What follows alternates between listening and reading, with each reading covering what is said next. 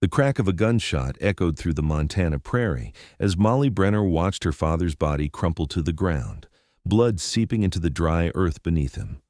It was April 1878, and in that instant her life fractured into before and after, much like the land around her, parched and thirsting for salvation that seemed perpetually beyond reach. "Pa!" Molly screamed, her voice carrying across the homestead as she ran toward him, her skirts gathering dust.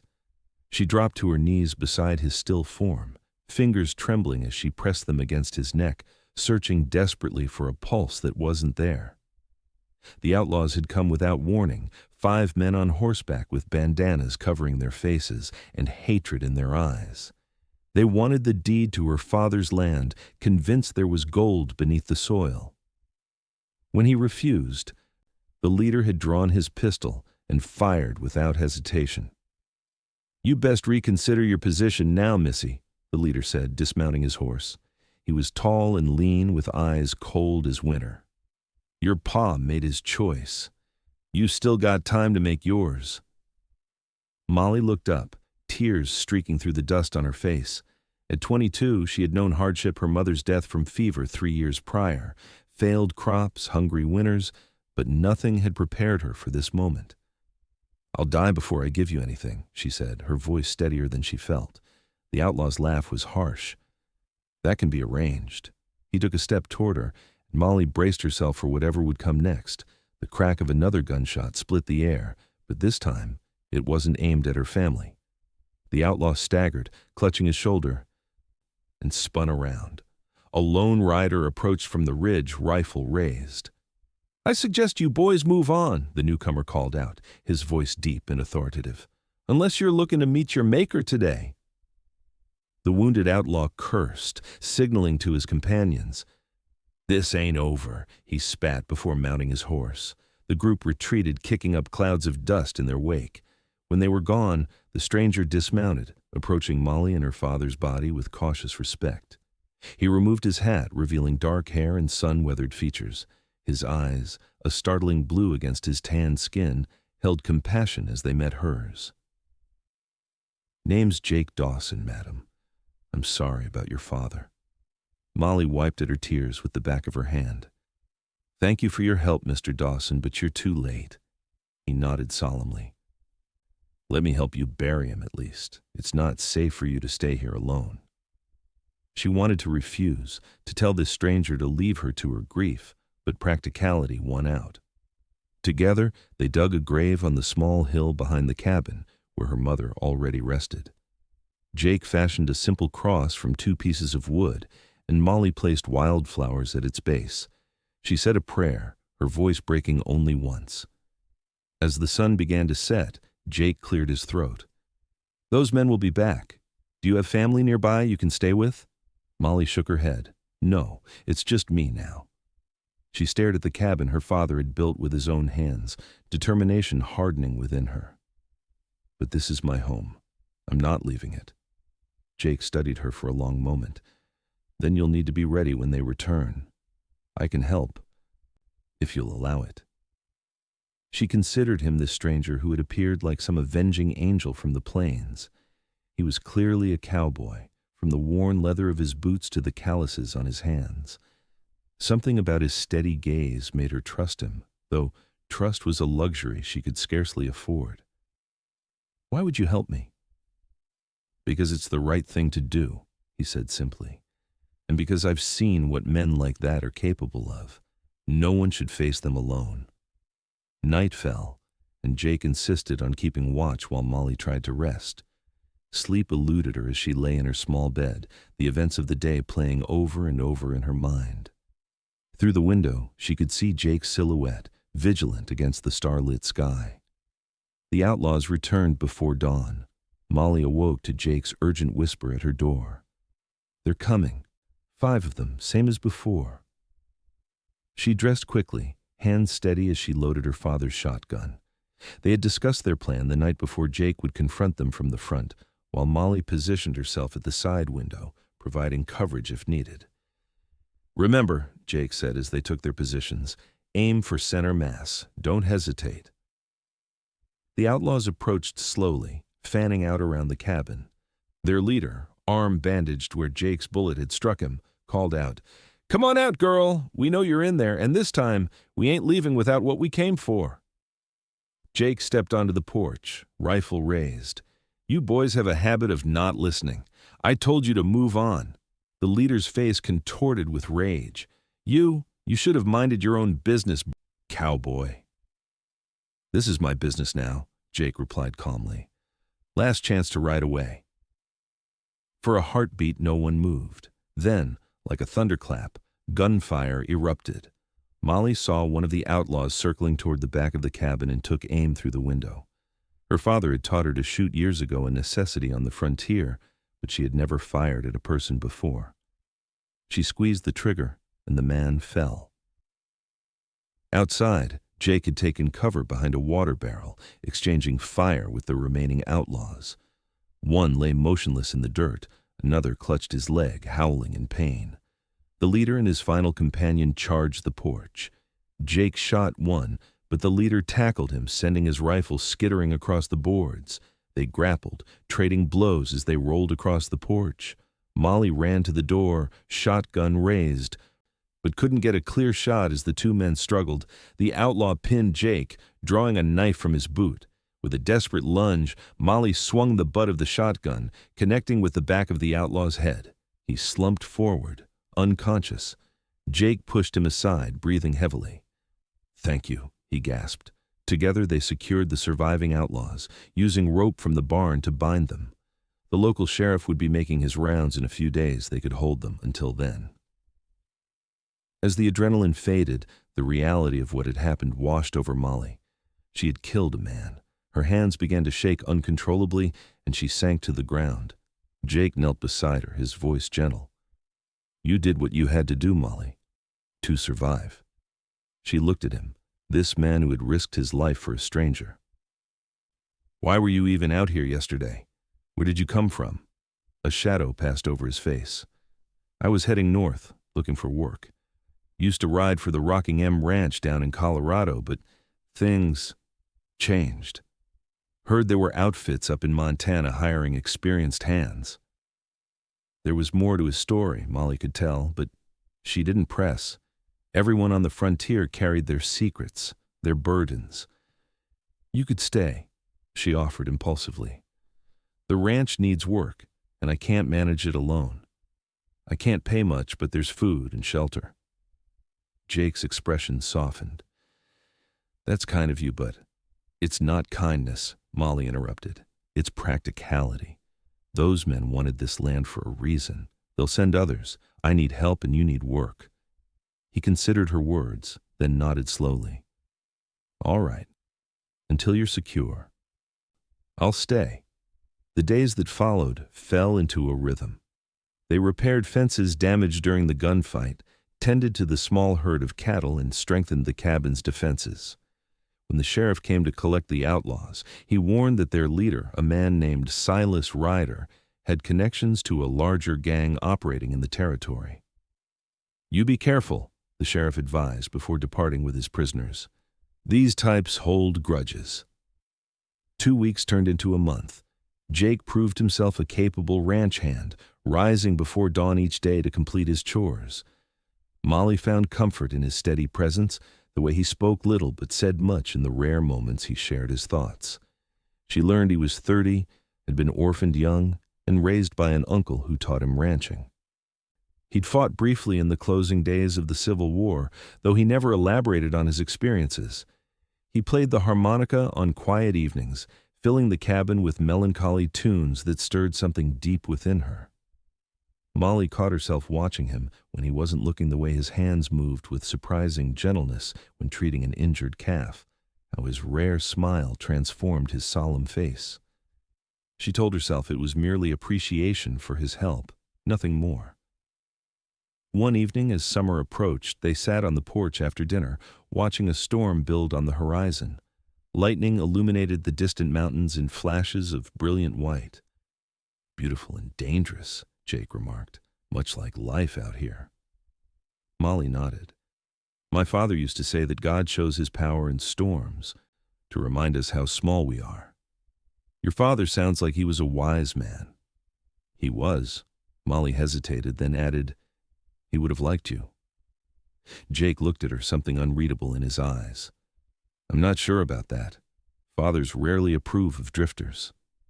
You're not a drifter anymore, she said softly. You're here. The air between them seemed to charge, like the electricity in the approaching storm. For a moment, Molly thought he might reach for her hand, but instead, he stood. Storm's getting closer.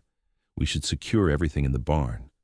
They worked in companionable silence, ensuring the animals were sheltered and equipment protected from the coming deluge. As they finished, the first heavy raindrops began to fall, quickly becoming a torrent. They ran for the cabin, arriving breathless and laughing as thunder boomed overhead. Inside, Molly lit the lamps while Jake stoked the fire. She became acutely aware of his presence in the small space, how he moved with the careful precision of a man accustomed to controlling his strength. I should check if the roof's leaking in the spare room, she said, needing a moment to collect herself. Jake nodded, but as she turned to go, a tremendous crack split the air louder than thunder, more terrifying than gunfire. Lightning had struck somewhere very close. Fire! Jake shouted, rushing to the window. The barn! They raced outside into the downpour. Flames already engulfed half the barn's roof, spreading rapidly despite the rain. Inside, the horses whinnied in terror. The animals! Molly cried, running toward the burning structure. Jake caught her arm. I'll get them. You get the water bucket chain started. He disappeared into the smoke-filled barn while Molly rallied to action, grabbing buckets and filling them from the rain barrel. The futility of her efforts became clear as the flames grew higher, devouring the dry wood with insatiable hunger. Jake emerged, coughing, leading the two horses. He went back in for the cow and calf, and finally for the chickens, which scattered in panic across the yard. The roof began to collapse just as he exited with the last cage. They fought the fire for hours, but it was a losing battle. When the barn finally collapsed in on itself with a great groan, they could only watch as embers rose into the night sky, dancing like fireflies before being extinguished by the rain. By morning, all that remained was a smoldering ruin. The rain had stopped, leaving behind a world that smelled of wet ash and lost hopes. The hay, the tools, the wagon, everything we needed for harvest, Molly said, surveying the devastation. Without them, Jake placed a hand on her shoulder. We'll rebuild, she shook her head, despair washing over her. With what? The little money I have won't buy half of what we lost. Before Jake could respond, they heard horses approaching.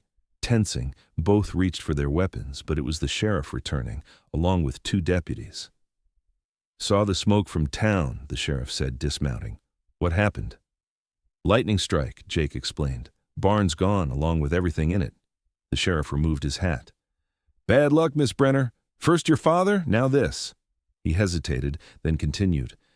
There's more bad news, I'm afraid. Silas Ryder escaped during transport. He swore he was coming back for you both. Molly felt the ground sway beneath her. When? 2 days ago. We've got men looking, but... He shrugged, the gesture conveying the vastness of the territory and the difficulty of tracking one determined man. After the sheriff left, promising to send help if he could spare it, Molly sat heavily on a stump, overwhelmed. It's too much, she whispered. First Pa, now the barn. Without it, we can't store hay for winter. The animals will starve or we'll have to sell them for nothing. Jake knelt before her, taking her hands in his. They were rough with calluses, but warm and steady.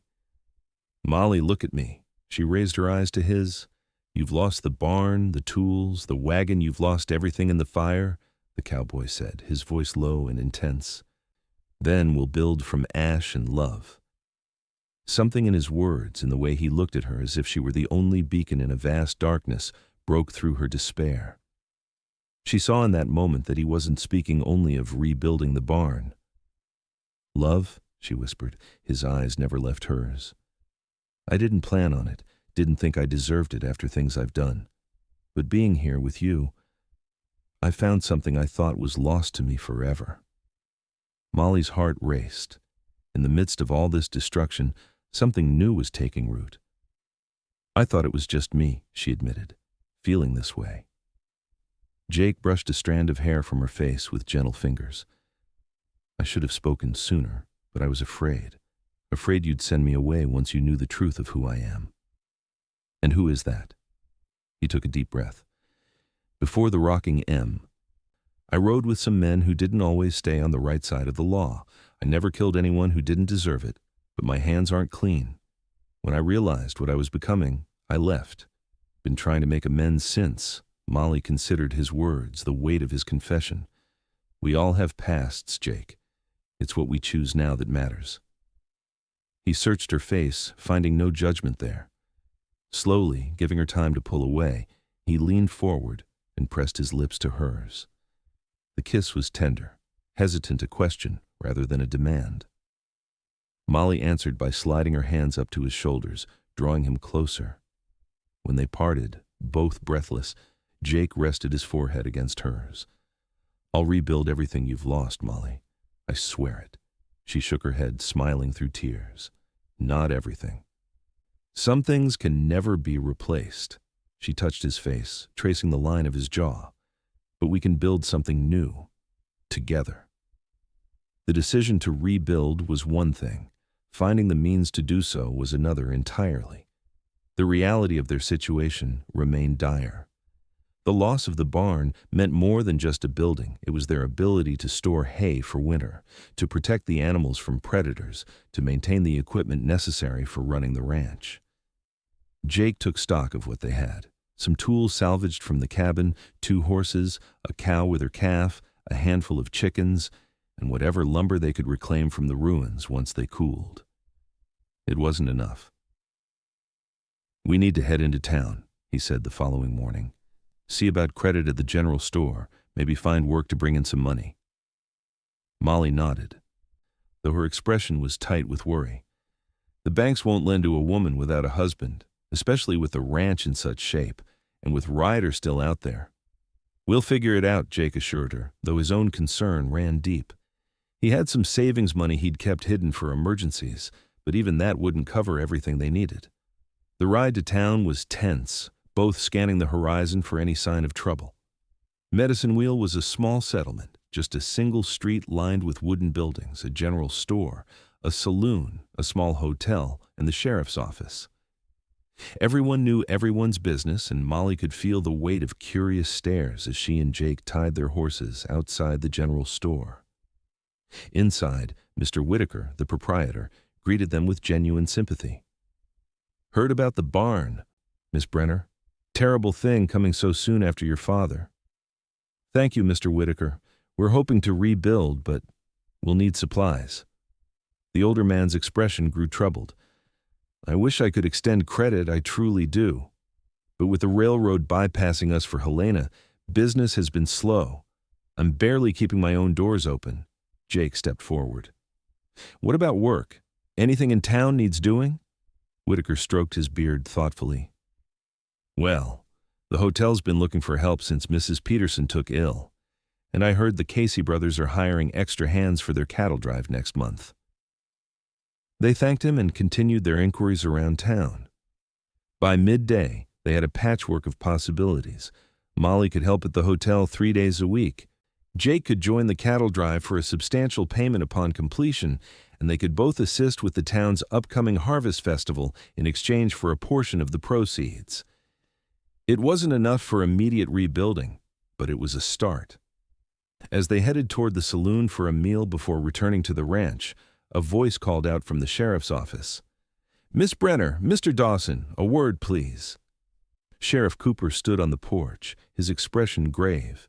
Beside him was a man neither Molly nor Jake recognized, tall, with a neat beard and expensive clothes that marked him as someone of means. "This is Mr. Howard Bennett," the sheriff introduced. "He's a lawyer from Helena, representing some mining interests." Bennett tipped his hat. "Miss Brenner, Mr. Dawson." "I understand you've had some difficulties recently." Molly tensed. "What sort of mining interests?" "The Montana Copper Consortium. My employers have reason to believe there may be valuable deposits on your property, Miss Brenner. They're prepared to make you a very generous offer for the land. Jake felt Molly stiffen beside him. My father wouldn't sell to mining companies when they came before, Mr. Bennett. Neither will I. Bennett's smile didn't reach his eyes. I understand your attachment to your home, but please consider your circumstances. With recent events, the property will be difficult to maintain. The consortium's offer would allow you to start fresh elsewhere without worry. The answer is still no, Molly said firmly. At least take some time to consider, Bennett pressed, producing an envelope from his coat. This is our initial offer. I'll be staying at the hotel for 3 days before returning to Helena. Reluctantly, Molly accepted the envelope. As they walked away, Jake murmured, "Convenient timing." What do you mean? Mining company showing up right after we lose the barn? After your father is killed for refusing to sell? Jake's eyes narrowed. And Ryder escaping custody. Molly stopped in her tracks. You think they're connected? That the mining consortium sent those men to force us off the land? I think it's worth considering. Big companies have been known to use such tactics. The possibility sent a chill through her. If true, it meant they were up against something far more powerful than a gang of outlaws. It also meant the danger was far from over. Back at the ranch, they discussed their options over a simple dinner. The envelope sat unopened on the table between them. Aren't you curious? Jake asked, nodding toward it. Molly shook her head. It doesn't matter how much they're offering. This land was everything to my father. It's all I have left of him. She pushed the envelope away. We'll find another way. Jake reached across the table, taking her hand. Whatever you decide, I'm with you. Later, as moonlight spilled through the cabin window, they sat close on the small sofa, discussing plans for the coming days. Jake would help the Casey brothers with preparations for the cattle drive, earning a daily wage until the drive itself began. Molly would start at the hotel tomorrow. We should take shifts keeping watch, Jake said, with Ryder still out there. Molly nodded, though the thought of constant vigilance was exhausting. Do you really think he'll come back? Men like Ryder don't let go of grudges easily, and if the mining consortium is involved... He left the sentence unfinished, the implications clear. She leaned against him, drawing comfort from his solid presence. I'm glad you're here, Jake. I don't know what I would have done without you. He wrapped an arm around her shoulders, pulling her closer. You'd have managed. You're stronger than you know, Molly Brenner. She looked up at him, touched by his faith in her. In the soft lamplight, his features seemed less severe, the lines of worry smoothed away. She reached up, tracing the scar that ran along his jawline, a remnant of some past conflict he had yet to share. Will you tell me someday about the things that haunt you? Jake was quiet for a long moment. Some of it isn't pretty. I don't need pretty. I just need true. He studied her face as if searching for doubt or judgment. Finding none, he began to speak, his voice low. I was 18 when the war ended. Came back to find my uncle dead, the ranch taken by the bank. I fell in with a man named Ellis Fletcher. He had a way of making wrong seem right, like we were just taking back what the world owed us. Jake described years spent riding with Fletcher's gang, robbing stagecoaches and wealthy travelers. We told ourselves we never hurt innocent folks, but that was a lie we used to sleep at night. The line between guilty and innocent blurs when you're holding a gun. The turning point came when Fletcher decided to rob a bank in a small Colorado town. It went bad. A guard was shot, and Fletcher wanted to kill witnesses. I couldn't do it. I turned my gun on him instead, got the townspeople out. Fletcher took a bullet in the shoulder, swore he'd see me hang. Jake had fled north, finding work at the Rockingham Ranch. Spent 5 years there, trying to build something honest. Then word came that Fletcher had been seen in the area. I left before trouble could find the people who'd given me a chance. Molly took in his story, understanding now the shadows that sometimes darkened his eyes. That's why you helped me that first day. You saw in those outlaws what you once were. What I could have become, he corrected gently, if I hadn't found another way. She laid her palm against his chest, feeling the steady beat of his heart. You're a good man, Jake Dawson. Whatever you've done, that's what matters to me. He captured her hand in his, bringing it to his lips. The gesture was reverent, full of promise. When he kissed her properly moments later, it was with the same reverence, but underlaid with a heat that made her breath catch. They moved slowly, learning each other in the flickering lamplight. Jake's hands were gentle as they traced the curve of her waist, the line of her back. Molly discovered the breadth of his shoulders, the surprising softness of his hair between her fingers. When he drew back, his eyes asked a question. Yes, she whispered, answering what hadn't been spoken aloud. That night they found comfort in each other's arms, a shelter more secure than any walls of wood and stone. In the aftermath, as they lay tangled in sheets in each other, Molly realized that amid all the loss, she had found something precious, a love born from adversity, stronger for the trials it had endured. I love you, she said into the darkness, the words both terrifying and liberating. Jake's arms tightened around her. And I love you, Molly, more than I thought possible.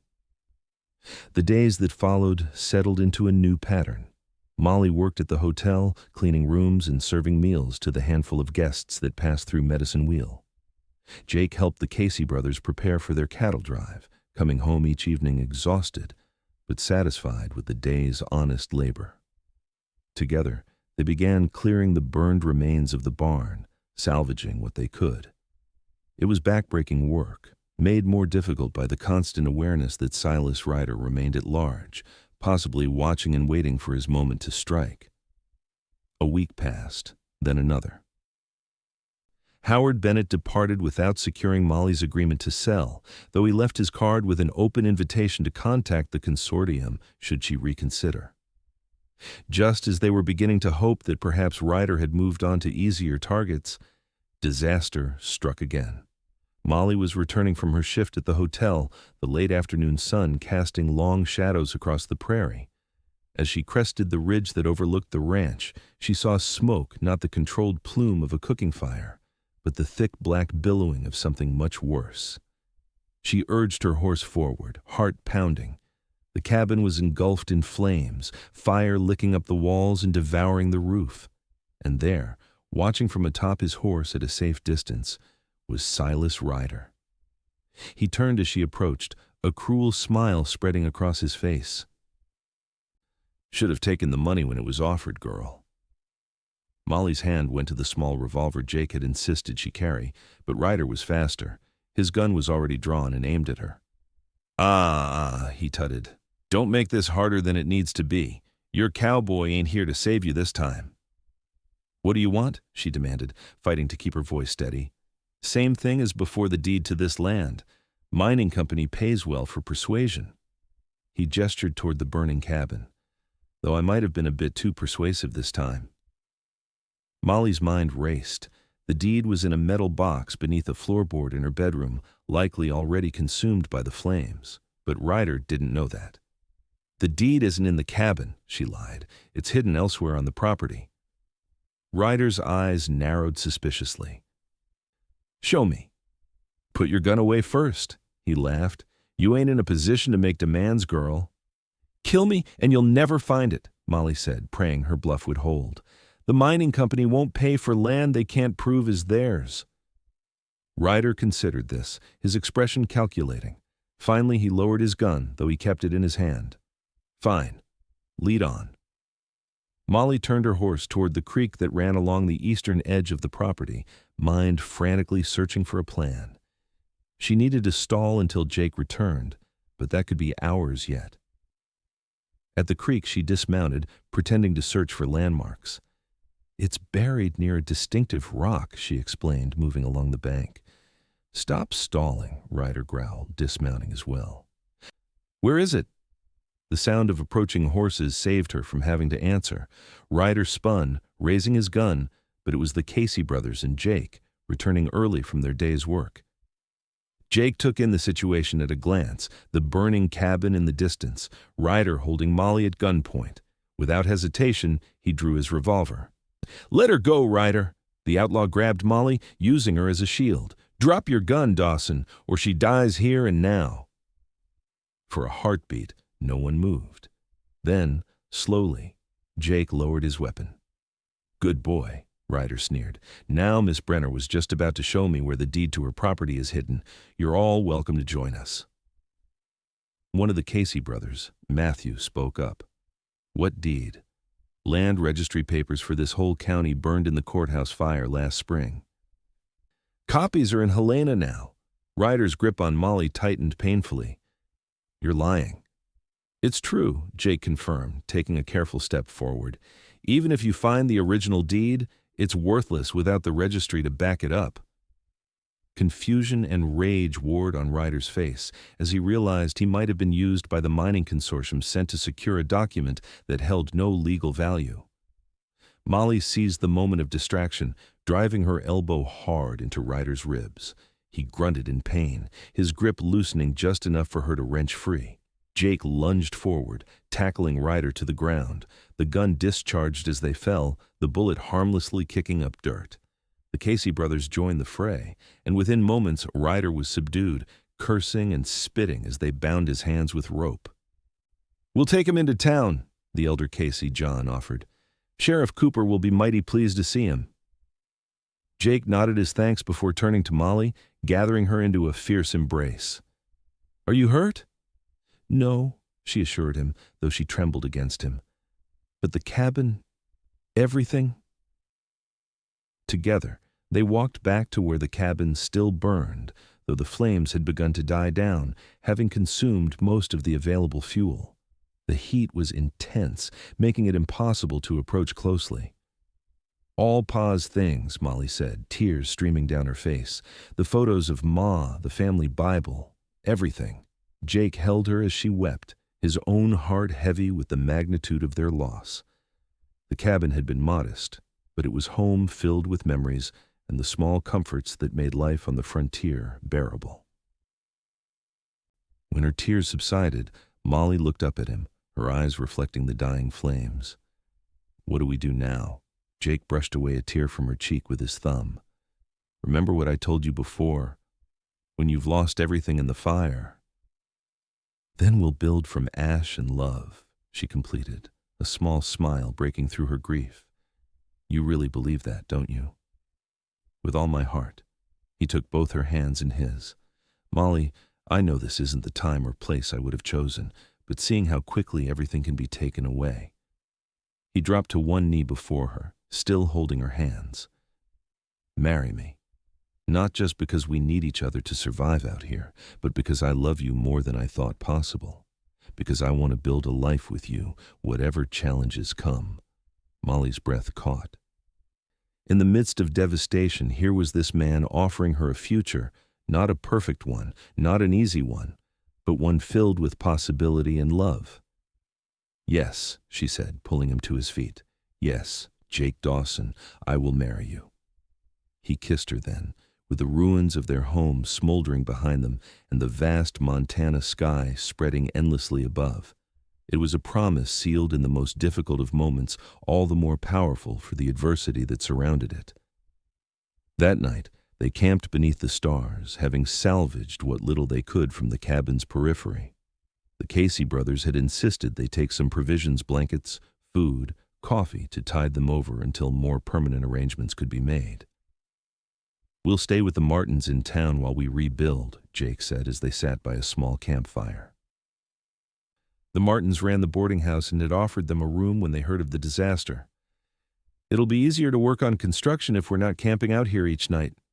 Molly nodded, though the thought of leaving the ranch, even temporarily, pained her. What about the animals?" "John Casey said they can stay at their place until we have shelter for them again." They discussed plans well into the night, not just for rebuilding the cabin and barn, but for their future together. Jake spoke of expanding the herd, perhaps breeding horses as well as cattle. Molly shared her dream of planting an orchard, something her mother had always wanted but never lived to see. We could build the new cabin a bit larger, Jake suggested, with an extra room or two. Molly understood his meaning. For children, he smiled, the firelight catching the hope in his eyes. If we're blessed that way, yes. The thought warmed her from within. Family something she had lost and now might find again, with this man who had appeared in her life when she needed him most. The following weeks were a blur of activity. The townspeople of Medicine Wheel, learning of their plight, rallied around them with surprising generosity. Men volunteered labor for the rebuilding, women organized a supplies drive, and the church took up a special collection. Jake joined the cattle drive as planned, earning a substantial sum that would go toward purchasing what couldn't be donated. Molly continued working at the hotel, setting aside every penny. While Jake was away with the drive, Molly stayed with Martha Martin, the boarding house proprietor, who took her under wing like a daughter. They spent evenings sewing curtains and quilts for the new cabin, Martha offering wisdom about marriage and homemaking that Molly, having lost her mother young, treasured. The secret, Martha confided one evening, is remembering you're building something together, not just living side by side. Every decision, every struggle, every joy, it's shared. When Jake returned from the cattle drive, bronzed by the sun and weary from weeks on the trail, Molly ran into his arms in the middle of the town's main street, not caring who witnessed their reunion. "I missed you," she said simply when they parted. "Not half as much as I missed you," he replied, his smile lighting something within her that had dimmed in his absence. Construction on the cabin was already underway, thanks to the volunteer efforts coordinated by the town. Jake joined in immediately, working from dawn until dusk alongside neighbors and friends. Molly marveled at how quickly a community had formed around them. People who had been mere acquaintances before the fire now labored to help them rebuild their lives. By late fall, the cabin was completed larger than the original, with the extra rooms Jake had suggested. The barn would take longer, but a temporary shelter for the animals was erected before the first snow fell. Their wedding took place on a crisp November day, with the mountains dusted in white and the prairie grass turned golden. The ceremony was held in Medicine Wheel's small church, filled to capacity with townspeople who had become friends through shared adversity. Molly wore a dress of deep blue, borrowed from Martha's daughter who had moved to Bozeman years before. Jake, cleaned up and nervous in a borrowed suit, looked at her as if she were the only person in the room when she walked down the aisle. Sheriff Cooper gave her away, a role he accepted with solemn pride. "Your father would be honored to see this day," he told Molly before the ceremony, "and proud of the strength you've shown." The reception was held at the saloon, cleared of its usual clientele for the occasion. There was music from a local fiddle player, dancing, and more food than Molly had seen in one place since before the war. The town celebrated not just a union, but a triumph over the hardships that had nearly broken them. Late in the evening, as the festivities continued around them, Jake led Molly outside into the quiet night. The stars blazed overhead in the clear mountain air, more brilliant than any diamonds. "Happy?" he asked, pulling her close to ward off the chill. Molly rested her head against his chest, listening to the steady beat of his heart. "More than I thought possible, after everything. We still have a long road ahead, the barn to finish, the herd to build up again. I know, but we'll face it together." They returned to their new cabin that night to begin their life as husband and wife in the home they had built from nothing but determination and the support of newfound friends. Winter settled over the ranch, blanketing the land in white. The days were short, the work constant, but the cabin was warm with the love they shared. They established new routines, learned the rhythm of marriage, and planned for spring planting. News came with the first thaw that Silas Ryder had been sentenced to 20 years in territorial prison for arson and attempted murder.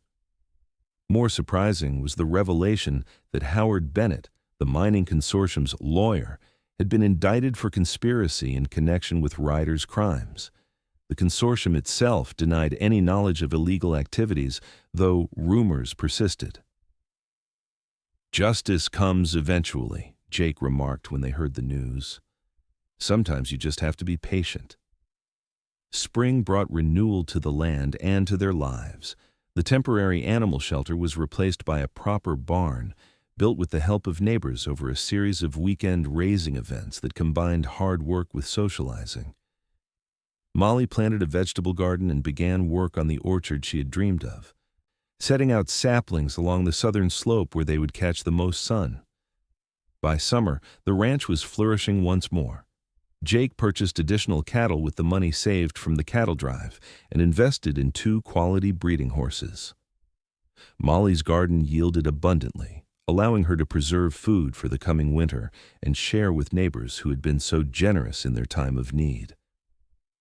Their first anniversary approached, marked by another change. Molly was expecting their first child, due in the early winter. A Christmas baby, perhaps, she told Jake when she shared the news, her hand resting on the slight swell of her belly. The joy that transformed his face was something she knew she would remember all her days. He lifted her gently, spinning her in a circle before setting her down and kissing her with tender reverence. "I never thought I'd have this," he confessed later that night as they lay together, his hand protectively covering where their child grew. "A home, a wife, a child on the way, after the things I've done." "The past is behind us," Molly reminded him, laying her hand over his. "We've built something new from the ashes, just like you said we would." 5 years passed, bringing changes both expected and surprising.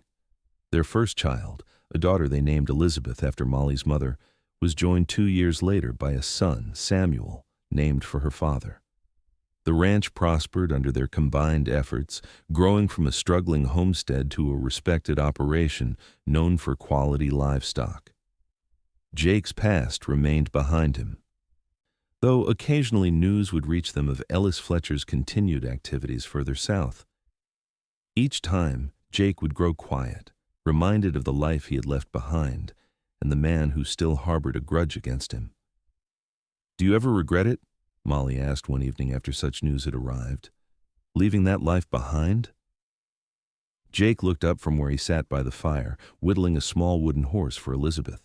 Their daughter slept peacefully in the room she shared with her brother, dark hair spread across her pillow in a way that reminded Jake powerfully of her mother. "Not for a single moment," he answered truthfully.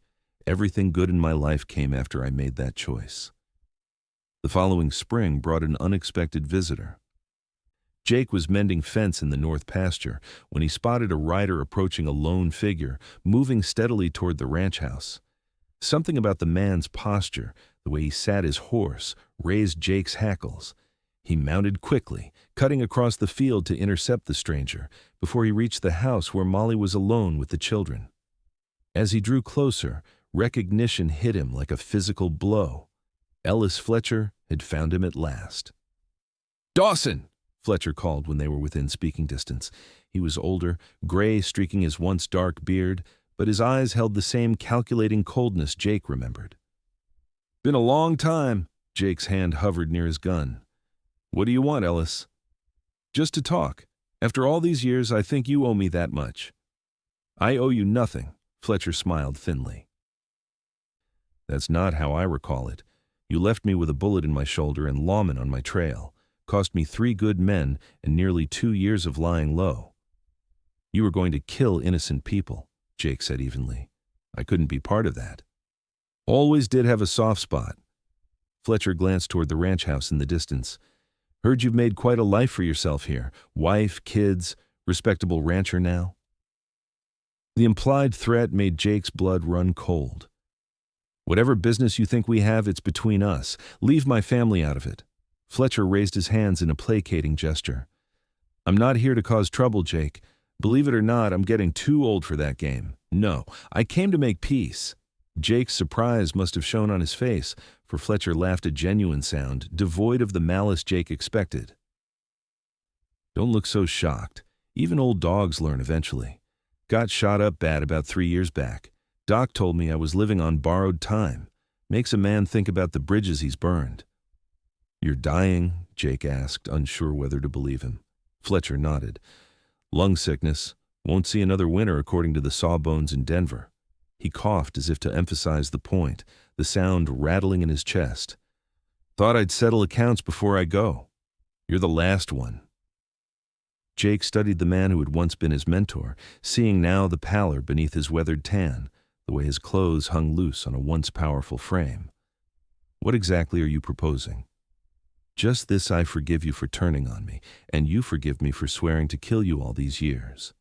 Fletcher extended his hand. Then we both go our separate ways. Accounts settled. It seemed too simple, too easy after years of looking over his shoulder. That's all? That's all. I'm too tired for revenge, Jake. And from the looks of things, you've built something worth protecting here. I may be many things, but I've never been one to orphan children if I can help it. Slowly, warily, Jake took the offered hand. Fletcher's grip was weaker than he remembered, confirming the truth of his condition. Will you come to the house? Jake offered, surprising himself. Meet my wife? Have a meal before you ride on? Fletcher seemed equally surprised by the invitation. After a moment's consideration, he nodded. I'd like that.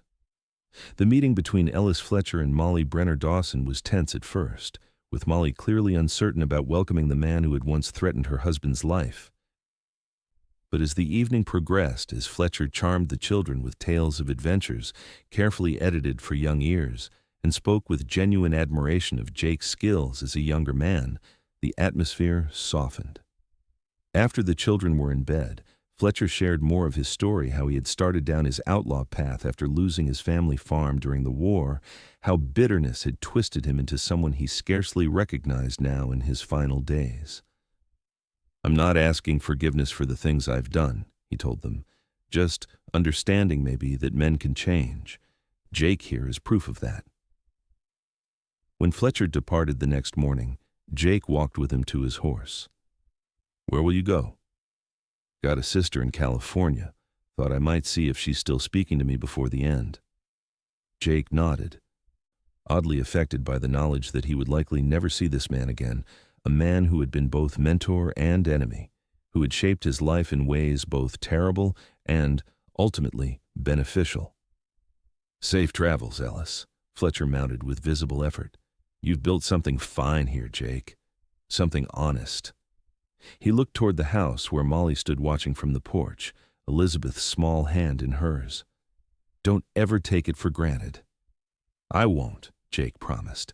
As he watched Fletcher ride away, Jake felt a weight lift that he hadn't fully acknowledged was there, the last shadow of his past life finally receding, allowing the sun to shine unobstructed on the future he and Molly had built.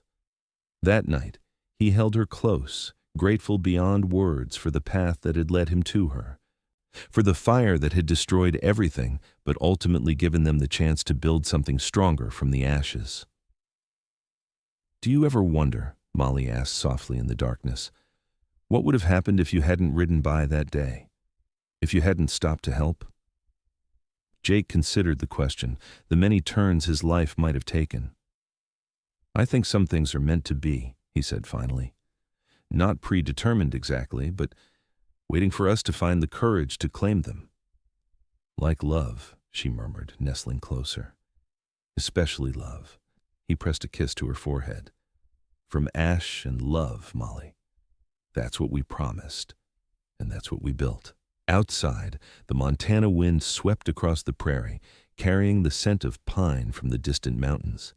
Inside, wrapped in each other's arms, Jake and Molly Dawson slept peacefully, secure in the knowledge that whatever challenges tomorrow might bring, they would face them together just as they had faced the day their world burned down around them, and they discovered that some things cannot be destroyed by fire. 10 years after the fire that had nearly cost them everything, the Dawson Ranch stood as a testament to perseverance and love. What had begun as a struggling homestead had grown into one of the most prosperous operations in the territory. The main house, larger and sturdier than the original cabin, was surrounded by outbuildings, corrals, and fenced pastures where cattle and horses grazed. The orchard Molly had dreamed of flourished on the southern slope, apple and cherry trees producing abundantly each year. A small schoolhouse stood at the edge of the property, built when Elizabeth reached school age and now serving several neighboring families as well. Their family had grown too. Elizabeth, now 10, was the spitting image of her mother with the same determined spirit. 8-year-old Samuel had his father's quiet strength and thoughtful nature. They had been joined by a younger sister, Grace, who at 5 was the embodiment of her name, moving through life with a joy that lifted everyone around her. Jake, at 40, had gained the respect of the entire county. He served as an informal advisor to the sheriff, occasionally helping track outlaws who troubled the region. Molly, at 32, had become known for her medicinal knowledge, having studied with an elderly Crow woman who shared traditional healing practices. On the anniversary of the day they had lost everything, they always gathered as a family to remember and give thanks. It had become a tradition not to dwell on the loss, but to celebrate what had risen from it. "Tell us the story again, Pa," Elizabeth requested as they sat around the dinner table, enjoying the harvest feast Molly had prepared. Jake exchanged a smile with Molly. Their children never tired of hearing how their parents had met and fallen in love amid adversity. "Well," he began, settling back in his chair, "I was riding north, looking for honest work after leaving a life that wasn't so honest." The children listened with rapt attention, though they'd heard the tale many times before. Jake told of coming upon a young woman defending her father's body from outlaws, of standing with her against threats, of lightning striking the barn, and later, of Ryder burning the cabin. "And when your mother saw everything gone," he continued, reaching across the table to take Molly's hand, "I told her what I believed with all my heart. You've lost everything in the fire. Then we'll build from ash and love." "And you did!" Grace exclaimed, bouncing in her seat. "You builded all this." "Built," Samuel corrected his little sister automatically. "That's right," Molly said, smiling at her youngest. "We built all this together." Later that night, after the children were asleep, Jake and Molly stood on the porch of their home, looking out at the land that had witnessed both their greatest sorrows and most profound joys. "Sometimes I can hardly believe how far we've come," Molly said, leaning against her husband's solid frame. Jake wrapped an arm around her shoulders, drawing her closer. "I can." "You've always had the strength to rebuild, Molly. All I did was remind you of it." She shook her head, turning to face him. "You gave me hope when I had none. You stood by me when anyone else would have ridden away. You loved me when I was broken." "And you loved me despite knowing the worst of me," he countered, brushing a strand of hair from her face, a gesture unchanged from their earliest days together. "We healed each other." The moon rose over the eastern ridge, bathing the ranch in silver light. In the distance, an owl called, its lonely voice carrying across the night. "Do you ever regret it?" Jake asked suddenly. "Staying here, rebuilding instead of starting fresh somewhere else?" Molly considered the question seriously, as was her way. "No," she said finally. "This land holds my family's history, the good and the bad. And now it holds our history too. Our children will know where they come from, the struggles and the triumphs. That's worth more than an easier path elsewhere." Jake nodded, understanding perfectly. For a man who had spent years running from his past, there was profound peace in having roots, in belonging to a place and a family. "Besides," Molly added with a smile, "I seem to recall someone promising to build from ash and love. I'd say we've honored that promise rather well." Jake laughed softly, pulling her into his arms. "That we have, Mrs. Dawson, that we have." They stood together in the moonlight, the ranch quiet around them, save for the gentle sounds of night crickets chirping, the occasional lowing of cattle, the rustle of wind through the orchard trees. From tragedy had come this moment of perfect contentment. This life built with patience and determination and, above all, love. As the years passed, the story of Jake and Molly Dawson became something of a legend in Medicine Wheel, how they had lost everything to fire and malice, yet rebuilt a legacy that would outlast them both. Their children grew up knowing the value of resilience, of community, of standing firm when life's storms rage fiercest.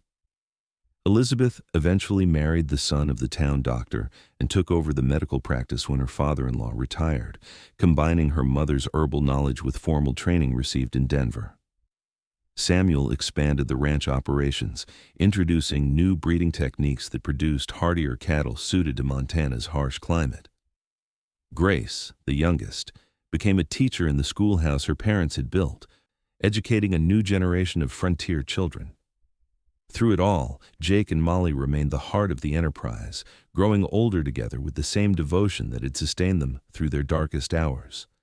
They weathered droughts and blizzards, economic downturns and personal losses, always finding strength in each other and in the home they had created from nothing but ash and love.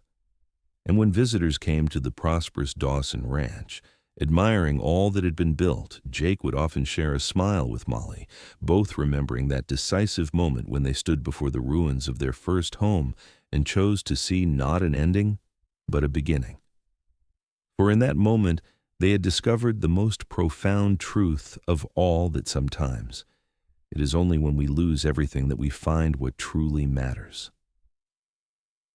And from that foundation, even the most devastating fire can give rise to something beautiful and enduring.